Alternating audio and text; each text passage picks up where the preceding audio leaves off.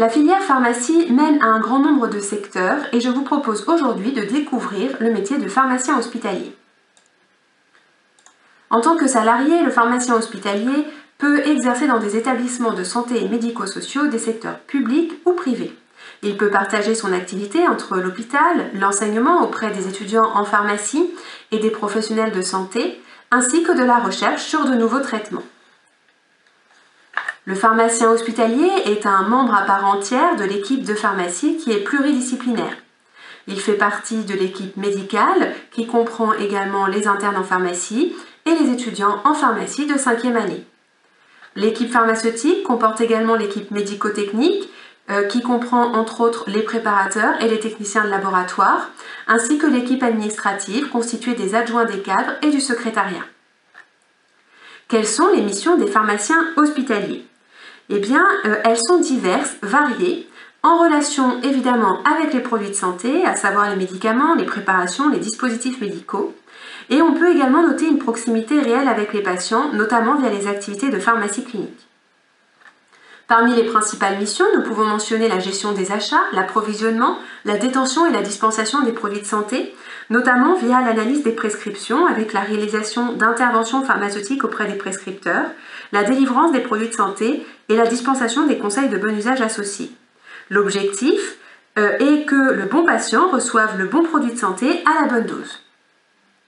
Le pharmacien hospitalier peut également mener des actions dites de pharmacie clinique, à savoir les bilans de médication, dont l'objectif est entre autres de diminuer les effets indésirables et également autre objectif, augmenter l'observance des patients vis-à-vis de leur traitement. La conciliation médicamenteuse qui vise à garantir la continuité de la prise en charge médicamenteuse du patient dans son parcours de soins. Et le pharmacien hospitalier peut également participer à des programmes d'éducation thérapeutique des patients en relation avec les autres professionnels de santé. Le pharmacien hospitalier peut également réaliser des préparations magistrales et hospitalières, comme par exemple les anticancéreux, les produits radiopharmaceutiques, la nutrition parentérale ou encore les médicaments thérapeutiques innovants. Il peut également réaliser des préparations dans le cadre de la recherche biomédicale. Parmi les autres missions, nous pouvons citer la pharmacovigilance et la matériovigilance, la gestion de la stérilisation des dispositifs médicaux, qui sont des dispositifs utilisés au bloc opératoire par les chirurgiens, la participation aux recherches biomédicales, et puis les pharmaciens hospitaliers peuvent également intégrer l'équipe d'hygiène hospitalière. Alors quelles sont les qualités requises pour occuper un tel poste ? Eh bien le pharmacien hospitalier doit avoir le sens du relationnel et du travail en équipe, il doit être rigoureux et avoir le sens de l'organisation, et enfin il doit savoir prendre des initiatives et savoir dégager des priorités. Quelle formation pour pouvoir être pharmacien hospitalier ?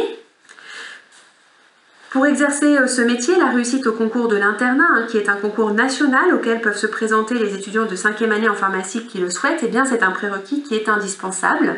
En 2019, plus de 300 postes ont été ouverts pour la pharmacie hospitalière. En fonction du classement et des envies de l'étudiant, il pourra poursuivre vers un diplôme d'études spécialisées de pharmacie hospitalière d'une durée de 4 ou 5 ans selon l'option choisie.